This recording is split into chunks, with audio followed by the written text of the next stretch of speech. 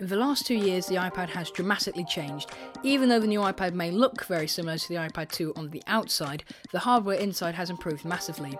The main improvement has to be the 9.7-inch Retina display, which is 4 times the pixel density of the iPad 2, making the screen sharp, crisp, and a pleasure to look at.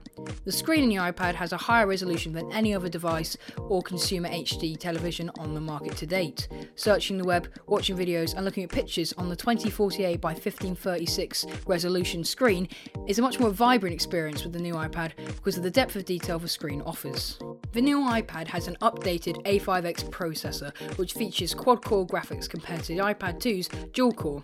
Although the new iPad won't really feel any faster because most of the power from the processor is being used to run the high-quality Retina display. Camera-wise, the iPad features a 5-megapixel rear-facing camera, which Apple call the iSight camera. It has an f2.4 aperture and a backside illumination sensor which shoots crisp-looking photos.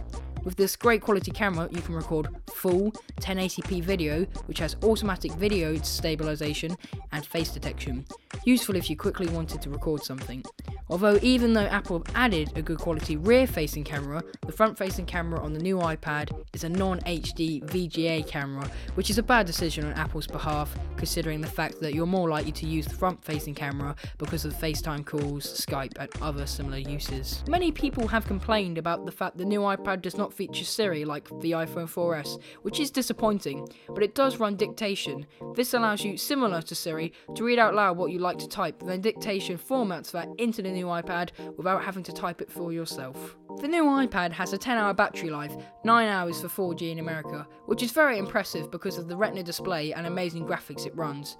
And even though Apple have received a number of complaints about the iPad overheating, I personally don't think it gets that hot, especially that it could disrupt you from using your device. Playing games is a great experience on the new iPad.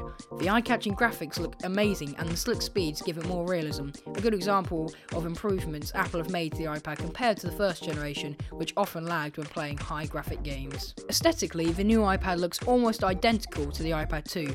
All the buttons are located in the same place. The only real difference is that it's slightly thicker because of the powerful battery used to power the new Retina display, and it weighs more than the iPad 2 because of this, but it still feels great to hold in your hands. Overall, the new iPad is a great tablet. It's stepped up the mark for Apple and has some really impressive features which have revolutionised technology.